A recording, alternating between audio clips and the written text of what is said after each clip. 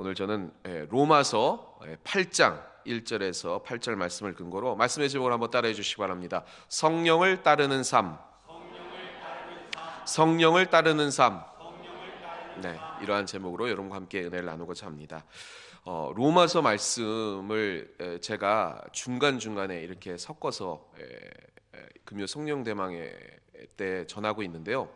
이 로마서만 계속 쭉 전하면 조금 어렵습니다. 왜냐하면 제가 아직 이 로마서를 이 복음의 꽃이고 진수라고 할 수 있는 이 핵심적인 말씀이라고 할 수 있는 로마서를 제대로 다 하나님의 그 은혜로 소화를 못했어요. 그러니까 여러분에게 전하는데 한계가 있습니다. 그러나 그래도 정말 중요한 말씀이기 때문에 단순한 것 같고 늘 하는 말씀인 것 같지만 그래도 여러분에게 필요한 말씀이다 생각해서 또 하나님의 은혜로 전하니까 잘 받으시기를 주님의 이름으로 부탁을 드리겠습니다. 아멘. 제가 조금 더 나이가 들어서 선배 목사님도 그렇더라고. 한 65세 넘어서 그때 로마서를 진중히 읽고 성도님들과 함께 나누라 이렇게 말씀들을 하시더라고요. 그 이유를 제가 알겠어요. 오늘도 이 로마서 8장은요, 만약에 신약 성경에 있는 모든 말씀이 다 소실된다고 하더라도 이 로마서 8장만 있으면 그래도 하나님의 복음을 알 수 있다라고 할 수 있는 정말 신약 성경의 가장 핵심이 되는 복음의 진수가 적혀져 있는 말씀이 이 로마서 8장입니다. 그런데 오늘 이 로마서 8장을 성령 대망이 아니겠습니까? 그럼 어떤 분들도 이렇게 얘기할 수 있어요. 또 성령 대망이에요? 이렇게. 아니 왜 매번 성령 대망회를 왜 성령 대망회를 하나요? 라고 질문하실 수가 있는데요. 매주마다 성령 대망회를 해야 됩니다. 아멘? 아니 매일 성령 대망회를 해야 돼요. 왜 그러느냐?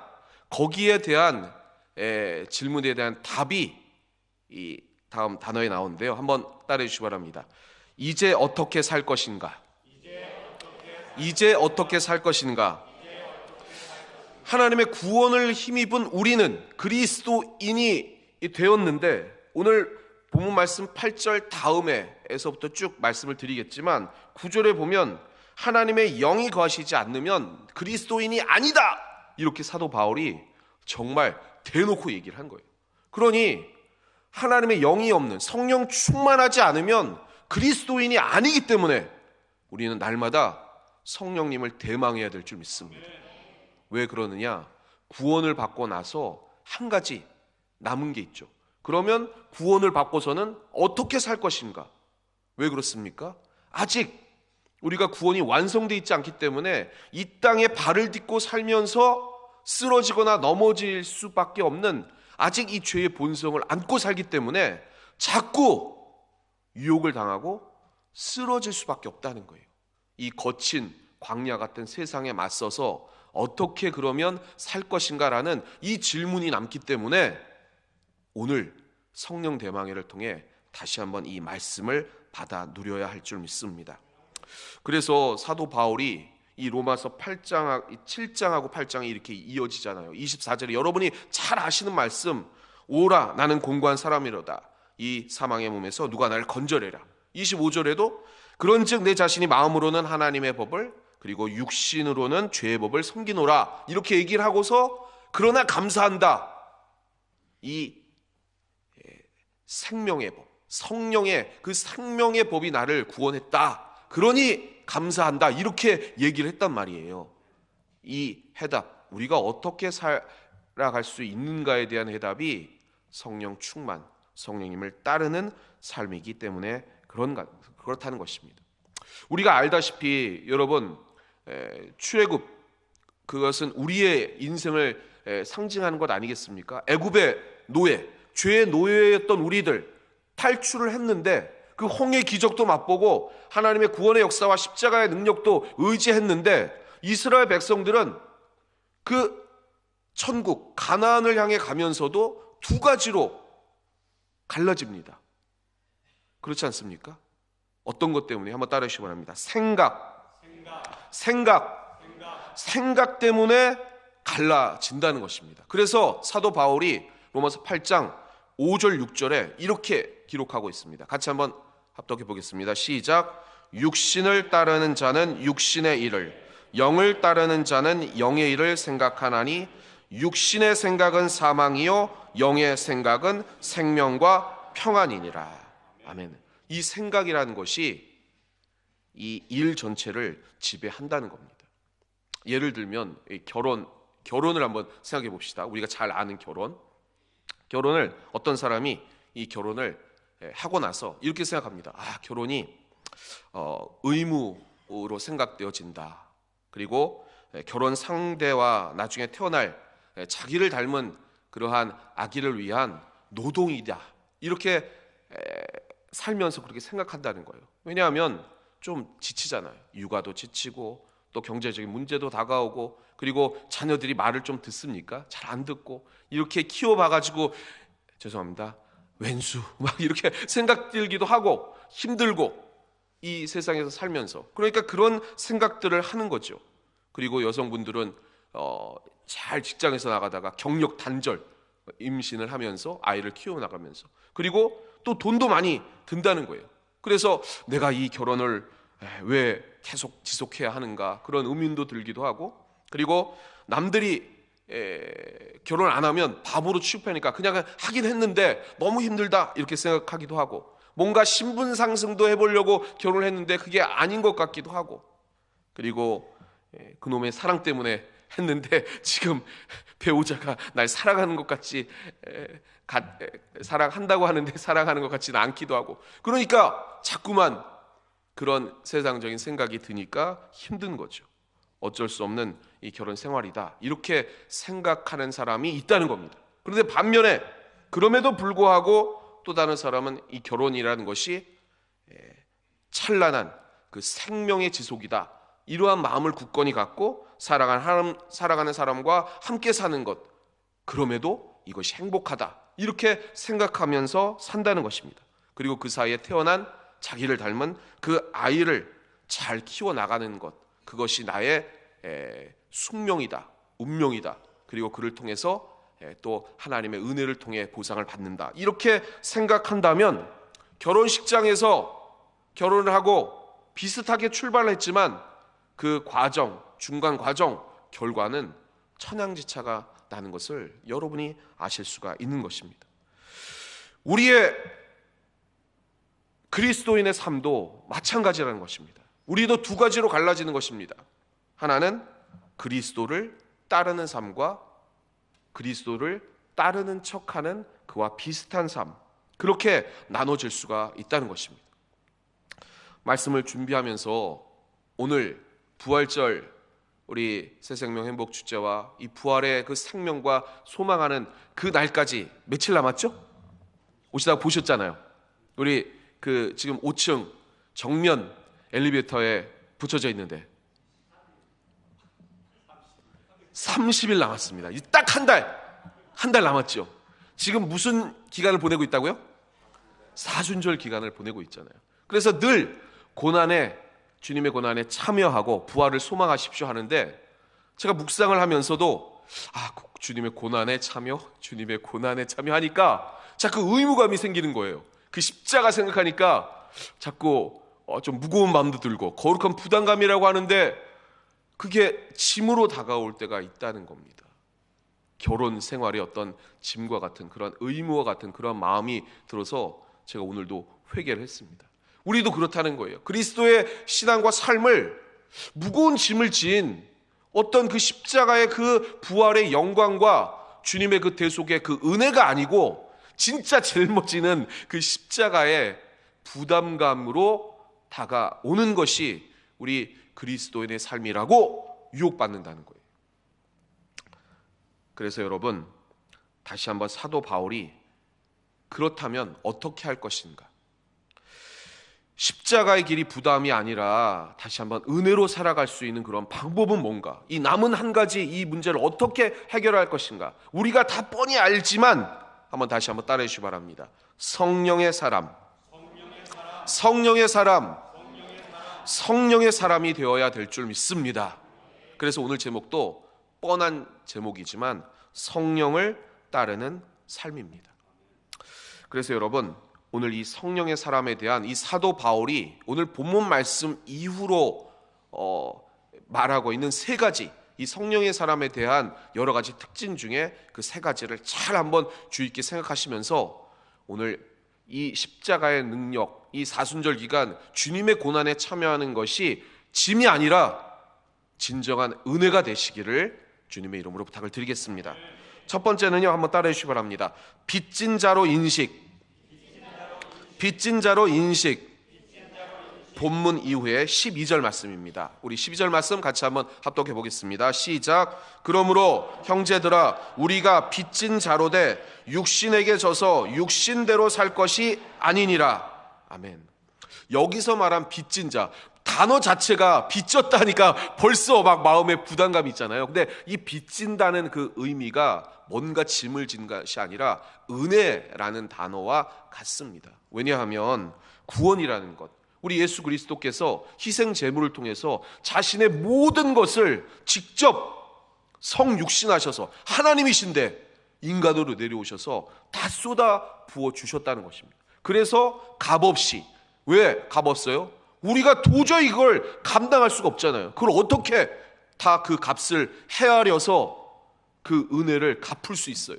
그래서 값없이 주님으로부터 도저히 치를 수 없는 그러한 은혜를 입어 의롭다 하심을 받는 것을 아멘 하고 믿음으로 받아들이는 것이 구원 아니겠습니까? 그런 그 구원을 진짜 옳다, 그리고 그게 맞다라고 깨닫게 하시는 것이 성령님이라는 거예요. 그래서 그 은혜, 그 빚진 자에 대한 그 은혜, 그것을 날마다 인식해 나가는 것이 성령님이 하시는 역할이라는 것입니다. 그런 성령의 사람이 되어야 될 줄 믿습니다. 결혼 생활도 여러분 잘 아시겠지만 우리의 남편이, 우리의 아내가, 우리의 부모님이, 또 우리의 자녀가 우리 가정을 위해서 수고하고 헌신했던 것을 힘들지만 다시 한번 깨닫고 그것을 안다고 하면, 아, 나를 위해서 이렇게, 우리 가정을 위해서 이렇게 희생을 하는구나 하고 다시 한번 그것을 간추해보며 그 사람을 사랑할 수 있지 않겠습니까? 그러면 하물며 하나님은 어떠세요? 우리 주님은 그 수고를 직접 자신의 목숨을 던져서 우리를 살려주신 그 수고를 하셨다는 것입니다. 그러한 은혜가 있는데 어떻게 우리가 그냥 육신대로 또 세상 사람들처럼 또 그렇게 살 수가 있겠습니까? 다시 한번 빚진 자, 은혜, 그것을 생각해 나가신 여러분 되시기를 주님의 이름으로 부탁을 드리겠습니다. 잠깐 여기서 영상 하나를 보고 다시 한번 말씀을 이어가도록 하겠습니다. 우리 준비된 영상 한번 보여주시기 바랍니다. 실제로 본 적 있어요? 아니요, 일하는 거는 못 봤고, 이제 그 소래포구에 이제 놀러 갔을 때 여기가 내가 일하는 곳이야 이렇게만 봤고, 일하는 건 직접 못 봤어요, 한 번도. 그런 아내를 위해 우리는 남편이 일하는 모습을 몰래 영상으로 담아왔습니다. 미사고 팀과의 인터뷰인 줄만 알고 약속한 장소에 도착한 아내. 남편이 일하는 모습을 보게 될 아내는 과연 어떤 반응을 보일까요?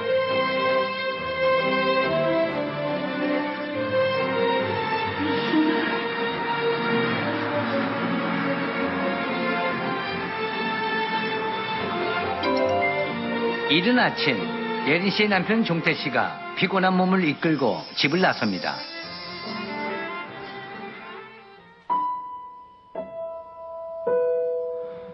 사람들 틈에서 외롭지 않고 잿빛 도시가 익숙해져요. 열평 남짓 나의 집이 아늑한 걸요.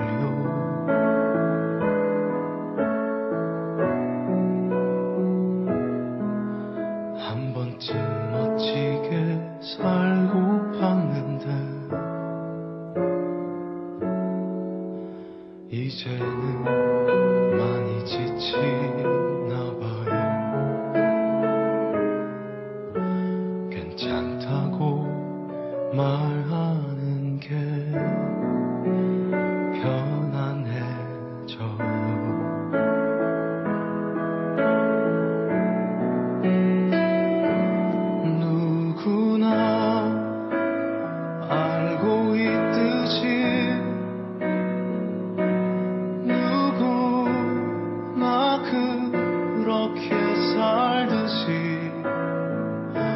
나에게도 아주 멋진 날개가 있다는 걸 압니다. 당당하게 살거라 어머니의 말씀대로 그때처럼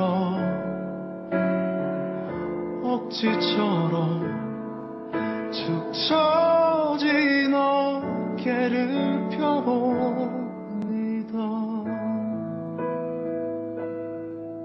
알고 있듯이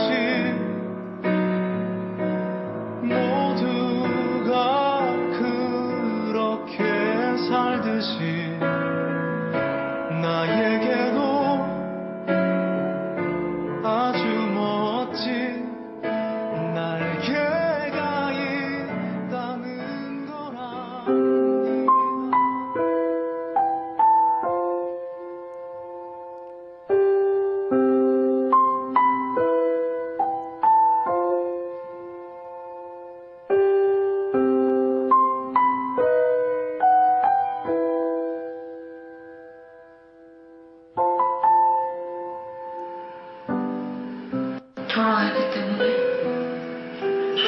저랑 애기 때문에 이제 돈이 필요하니까 힘들게 이러는 것 같아요. 좀 미안해요. 지금까지 나만 더 힘들다고 남편한테 화내고 그랬던 게 보니까 진짜 미안해요. 이렇게까지 힘들게 가는지 몰랐어요. 네, 저 부부가 20살, 24살에 결혼했어요. 그러니까 아무것도 모르는 나이에 결혼하니까 너무 힘들죠. 아이 키우기도 힘들고. 그러니까 막 짜증내고 그리고 막 힘들게. 그런데 이제 그 부부를 화해하기 위해서 제가 정확한 프로그램 취지를 모르겠지만 그걸 보고 나서 가족의 소중함을 깨닫는 그러한 영상입니다. 여기에 계신 우리 남성 성도님들은 이것만큼 아니 이거보다 더 힘든 또 삶의 터전에서 일하고 또 그만큼 수고했을 것입니다. 모두 다 그것을 알고 계실 것이고 그것을 위해 수고한 우리 남편이자 또 아들이자 우리의 남성 성도들인 줄 믿습니다. 그래서 우리 남성 성도님들 위해서 우리 격려의 박수 해주시기 바랍니다. 이와 못지않게 또 아이들을 키워나가면서 육아도 하고 또 어머니로서 역할도 하고 자녀를 양육하고 또 가정을 꾸린 또 그렇게 그만큼 또 수고한 우리 아내이자 또 어머니이자 또 가족에 헌신하는 우리 여성 성도님들을 위해서도 격려의 박수 보내겠습니다. 자, 제가 무슨 얘기를 하려고 하냐면 여러분 아시지 않습니까? 우리가 그렇게 우리를 위해서 수고하고 애쓰고 헌신하는 것을 경험한다면 가족의 소중하고 나를 위해 이렇게 애써준 것을 감격하고 그리고 그것에 대한 진정한 그 가치를 깨달아 정말로 그 삶에 진중함으로 매진해 나갈 것입니다. 우리 신앙인도 마찬가지입니다. 우리 주님이 하신 일들, 우리 주님은 사랑이 무한하신 하나님이신 줄 믿습니다. 우리가 늘 오해하기 쉬운 게 나 하나쯤이야. 하나님이 이 수많은 사람들을 다 보시는데 나 하나 보시겠어? 그러나 정말 사랑이 무한하시다면 오늘도 바로 우리 코앞에서 우리의 일거수일투족을 보시고 늘 우리를 위로하시고자 하시고 우리에게 힘 더하시고자 하시고 그리고 우리의 모든 것 우리보다도 더 우리를 사랑하시는 주님께서 여러분을 위로하시고 힘 주시는 분이신 줄 믿습니다. 그 주님이 근데 어떤 주님입니까? 여러분을 위해서 모든 것 던져주신 그 주님입니다. 그게 십자가의 의미이고 그게 대속의 의미이고 그게 속량의 의미라는 것입니다. 그것을 오늘 영상을 본 것처럼 다시 한번 머리로는 알지만 가슴으로 깨닫게 해주시는 분이 계시는데 그분이 누구예요? 성령님이라는 것입니다. 그 성령님이 다시 한번 조명해 주셔서 그 주님이 누구신지 그 사랑이 무엇인지 그리고 얼마나 감격해 하는지를 여러분 피부로 알 수 있게끔 말씀을 통해서 또 은혜를 통해서 다시 한번 여러분 곁에 상담가로서 조력가로서 또 세임 주시는 분으로서 늘 동행해 주시는 줄 믿습니다. 그러니 그 성령님 인정하시고 그리고 성령님 그 은혜를 깨닫게 하시는 그 성령님을 다시 한번 환영해 나가시는 여러분 되시기를 주님의 이름으로 부탁을 드리겠습니다. 두 번째는요, 또 뻔한 얘기일 수 있지만 한번 따르시기 바랍니다. 인도함 받는 자로 인식. 성령의 사람은요, 하나님의 영으로 인도함을 받아서 이제 더 중요한, 한번 따라하시기 바랍니다. 아들이라는 신분을 깨닫게 해주시는 분이라는 것입니다. 그게 오늘 사도 바울이 14절에 강조하고 있는 그러한 한 문장입니다. 우리 같이 한번 합독해 보겠습니다. 시작. 무릇 하나님의 영으로 인도함을 받는 사람은 곧 하나님의 아들이라. 아멘. 구원받는 우리는요, 그리스도인으로서의 여러 가지 신분이 있죠. 여러분이 잘 아시는 것처럼 뭐 양이기도 하고 아니면 종이기도 하고, 여기 사도 바울은 처음에는요 종이라는 표현을 썼어요. 그래서 나는 그리스도의 노예다, 종이다, 이러한 말을 했고요. 우리 주님도 누가복음 17장에 보면 종으로서의 그 신분, 본인을 종으로서 그렇게 표현을 하셨다는 것입니다. 그런데 오늘 사도 바울은 또 다른 신분이 있다, 이렇게 얘기를 하는데 그 신분이 바로, 다시 한 번만 따라해 주시기 바랍니다. 아들, 자녀라는 것입니다. 그것을 누가 깨닫게 하신다고요? 성령님.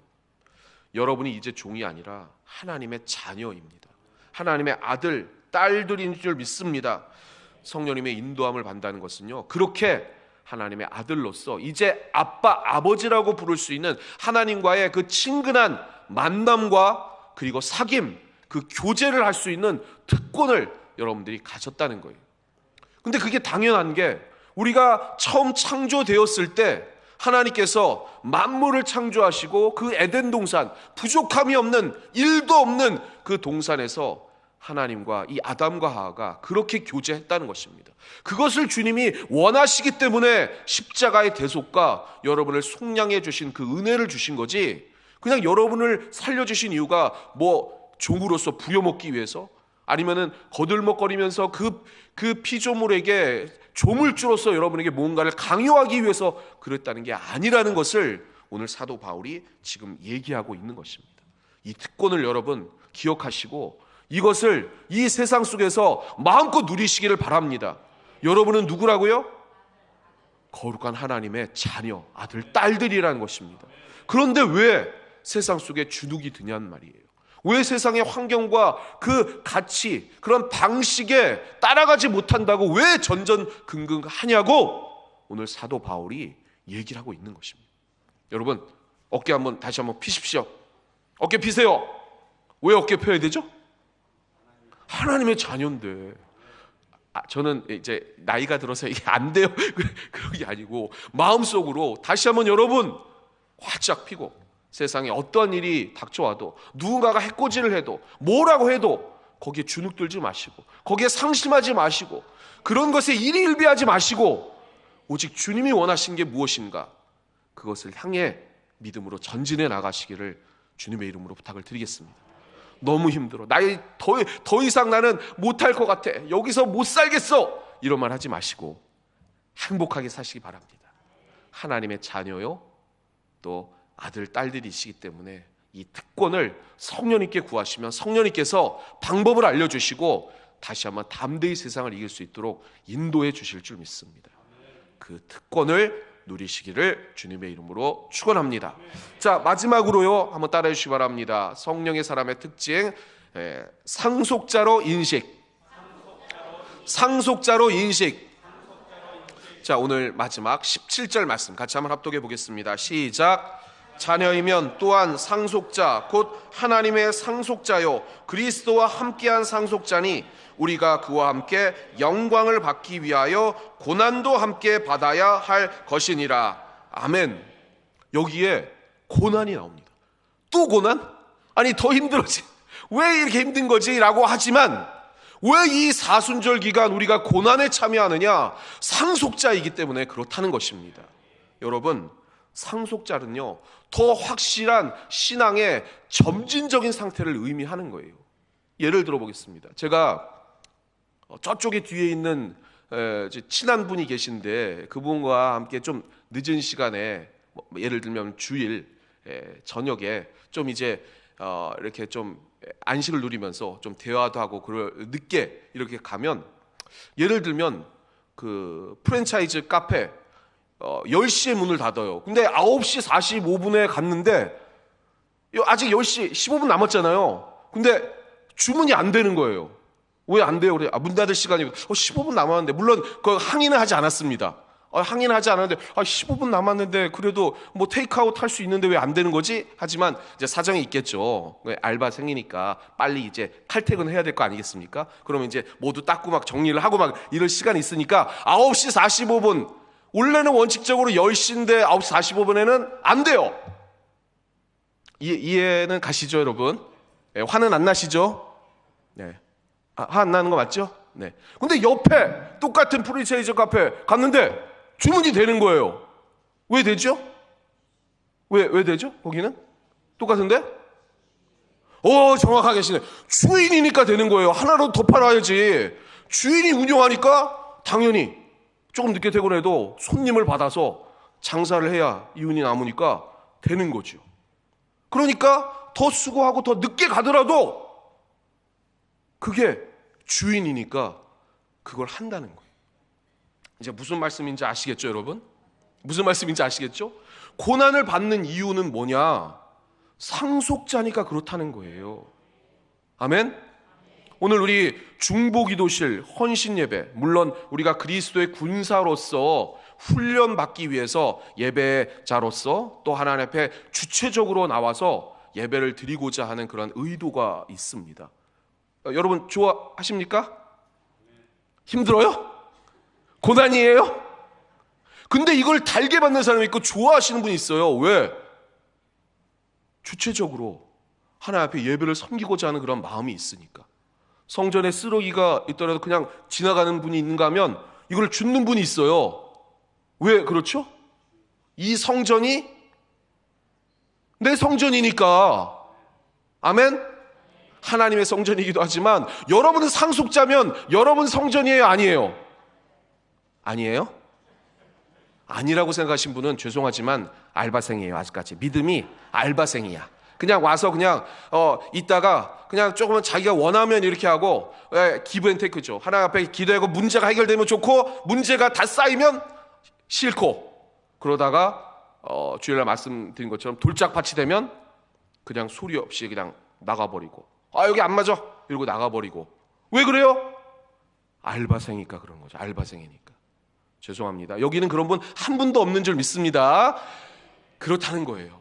그래서 오늘 말씀, 고난. 왜 고난이냐? 상속자니까. 이게 내 거니까. 이 성전이 내 성전이니까. 내 신앙이니까. 내 하나님이니까. 내 아버지니까. 여기에 분명히 얘기했잖아요. 자녀이면 그냥 망나니 자녀가 아니라 상속자로서의 주체의식, 주인의식, 적극적인 능동적인 그런 믿음의 신앙으로 당연히 헌신하고 충성하고 봉사한다는 거예요. 어떤 분은 그렇게 얘기합니다. 저쪽에 있는 분은. 아니 새벽부터 나와가지고 아니 늦게까지 아니 뭘 하고 그렇게 충성하고 그렇게 헌신하는 거예요? 그분은 아직 믿음이 알바생이니까 그런 거죠. 주인이라면, 상속자라면 당연히 그렇게 해야 되는 거 아니겠습니까? 내 성전인데 제가 틀렸나요? 좀 과했나요? 오늘 말씀이 조금 과했다 싶으시면 용서해 주시고 다시 한번 이 말씀을, 사도 바울의 그 강권하는 그 말씀을 다시 한번 마음속 깊이 누리셔서 새기셔서, 나는 과연 아들인가 딸인가, 나는 과연 자녀인데 상속자로서 그렇게 점진적인 신앙과 확정성을 가지고 주님 앞에 헌신하고 있는가, 그것을 점검해 나가시는 여러분 되시기를 주님의 이름으로 축원합니다. 말씀을 정리해 보겠습니다. 오늘 정말 제목도 성령을 따르는 삶, 얼마나 쉬워요. 그러나 진리는 단순하면서도 늘 반복적인 것이 진리입니다. 우리는 당연히 매일 성령 충만한 삶을 살아야 될 줄 믿습니다. 왜냐하면 우리의 믿음을 흔들려고 하는 이 사단의 공작이 결코 만만하지 않습니다. 그래서 흔들리는 사람도 너무나도 많고, 그것에 치우쳐서 이 믿음이라는, 이 십자가의 능력이라는, 예수 그리스도의 은혜라는 이 보기하고 아름다운 보물을 훼손하려고 하는 흑암의 세력의 공작이 너무나도 많다는 거예요. 그것에 흔들리지 마시고, 오늘 영상에서 보신 것처럼 우리 주님의 그 뜨거운 사랑, 여러분을 위해 애쓰시고 목숨까지 던져주신 그 놀라우신 은혜에 고난에 능동적으로 참여하시는 상속자 되시기를 주님의 이름으로 축원합니다. 축원합니다.